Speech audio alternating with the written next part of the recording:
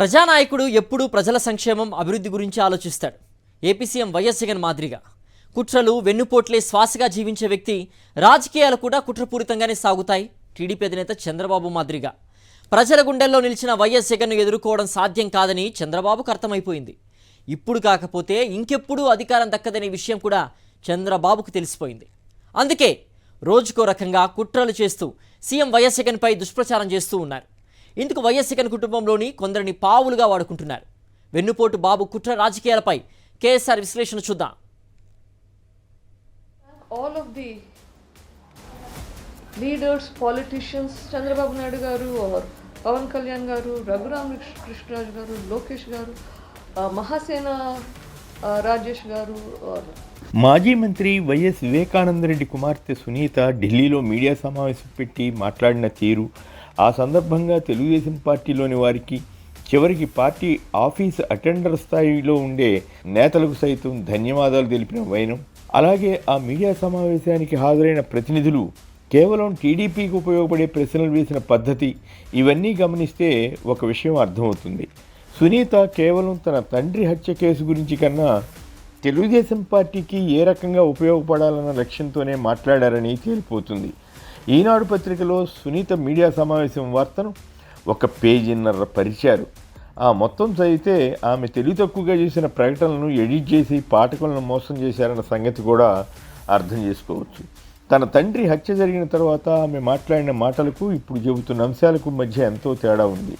సునీత రాజకీయ దురుద్దేశంతో ముఖ్యమంత్రి జగన్పై మాట్లాడారు. వివేక హత్య కేసు ఇప్పటికే తెలంగాణలోని సిబిఐ కోర్టులో విచారణలో ఉంది.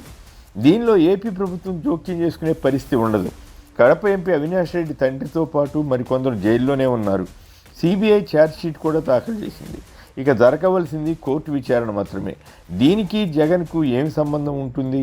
తన వద్ద ఆధారాలు లేవంటూనే జగన్పై విచారణ జరపాలని కోరడం విడ్డూరంగా కనిపిస్తుంది. ఒక మాట చెబితే అందులో విశ్వసనీయత ఉండాలి, చిత్తశుద్ధి ఉండాలి. కానీ సునీత మాత్రం ఎందుకో తెలుగుదేశం పార్టీకి చెందిన కొందరు నేతలు చూపుతున్న ప్రలోభాలకు లొంగి వారు మాట్లాడమన్నట్లుగా మాట్లాడుతూ వారు చెప్పినట్లే చేస్తున్నారన్న అభిప్రాయం కలుగుతుంది. ఈ మొత్తం వ్యవహారం చూస్తే ఆమెకు తన తండ్రి ప్రతిష్ట కన్నా తనకు తన భర్తకు ఏదో రాజకీయ పదవి కోసం పాకులాడుతున్నారన్న సందేహం వస్తుంది. అంతేకాక వివేక హత్య కేసులో రెండో కోణంగా ఉన్న ఆయన వ్యక్తిగత జీవితాల రహస్యాలు బహిర్గతం అవుతున్నా ఆమె ఫీల్ అవుతున్నట్లు అనిపించడం లేదు. తన తండ్రితో 5 ఏళ్లుగా అంతగా సునీతకు సత్సంబంధాలు లేవని చెబుతున్నారు. అది నిజమా కాదా? తండ్రి మరో మహిళను రెండో వివాహం చేసుకున్నారన్నది వాస్తవమా కాదా? వారికి పుట్టిన బిడ్డకు ఆస్తి ఇవ్వకుండా సునీత అడ్డుపడే యత్నం చేశారన్నది కరెక్టా కాదా? తండ్రి హత్య జరిగినప్పుడు అధికారంలో ఉన్నది చంద్రబాబు ప్రభుత్వమే కదా. ఆ రోజుల్లో ఏమాత్రం ఆధారం దొరికినా ఎంపీ అవినాష్ రెడ్డిపై కేసు పెట్టేవారు కదా.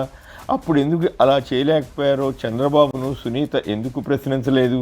ఆనాడు టీడీపీ నేతలు ఆదినారాయణ రెడ్డి, బీటెక్ రవిలపై ఆరోపణలు చేసిన ఆమె ఎందుకు వారితో రాజీపడిపోయారు?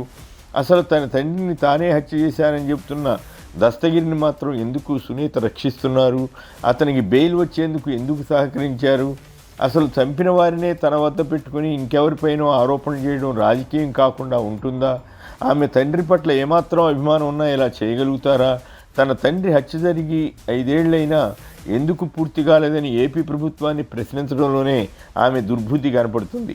ఆమె కేంద్రాన్ని, భారతీయ జనతా పార్టీని కదా అడగాల్సింది, లేదా చంద్రబాబు టైంలో ఎందుకు జరగలేదని కదా అడగాల్సింది. హంతకులు పాలకులుగా ఉండరాదని ఆమె అంటున్నారు. అది నిజమే. అందుకే చంద్రబాబు ప్రభుత్వాన్ని అప్పట్లో ప్రజలు ఓడించారని అనుకోవాలి కదా. పార్టీలకు అతీతంగా మద్దతు ఇవ్వాలని కోరుతూ తన అన్నకు ఓటు వేయవద్దని అంటున్నారంటేనే ఆమె ఎజెండా తెలిసిపోతుంది. జగన్ ప్రభుత్వం నుంచి ఆమె కానీ ఆమె కుటుంబం కానీ ఏదో ఆశించి ఉండాలి. అది నెరవేర్చడానికి జగన్ సిద్ధపడి ఉండకపోవచ్చు.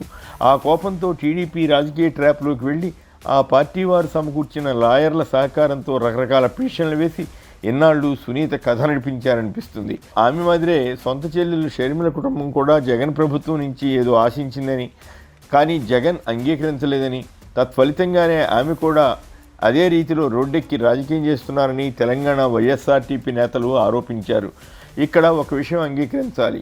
తన చెల్లెళ్లను వదులుకోవడానికైనా జగన్ సిద్ధపడ్డారు తప్ప ప్రజాధనాన్ని, ప్రజలిచ్చిన అధికారాన్ని దుర్వినియోగం చేయడానికి ఒప్పుకోలేదన్న విషయం స్పష్టంగా బోధపడుతుంది. ఏతావాత వీటన్నింటినీ గమనిస్తే ఒక విషయం బోధపడుతుంది. ముఖ్యమంత్రి జగన్ తన స్కీములు, సంక్షేమ అభివృద్ధి కార్యక్రమాలను ఆయుధాలుగా మార్చుకుని ప్రజల మద్దతుతో ఎన్నికల యుద్ధంలో పాల్గొనబోతుంటే, చంద్రబాబు మాత్రం తన ఆయుధాలుగా పవన్ కళ్యాణ్, షర్మిల, సునీత, రఘురామకృష్ణరాజు, తాజాగా ప్రశాంత్ కిషోర్, అలాగే లాయర్లను మార్చుకుని కోర్టుల ద్వారా యుద్ధం చేయాలని భావిస్తున్నారు. ఆ ప్రక్రియలో సునీత కూడా ఒక భాగమే అని తేలడం లేదు.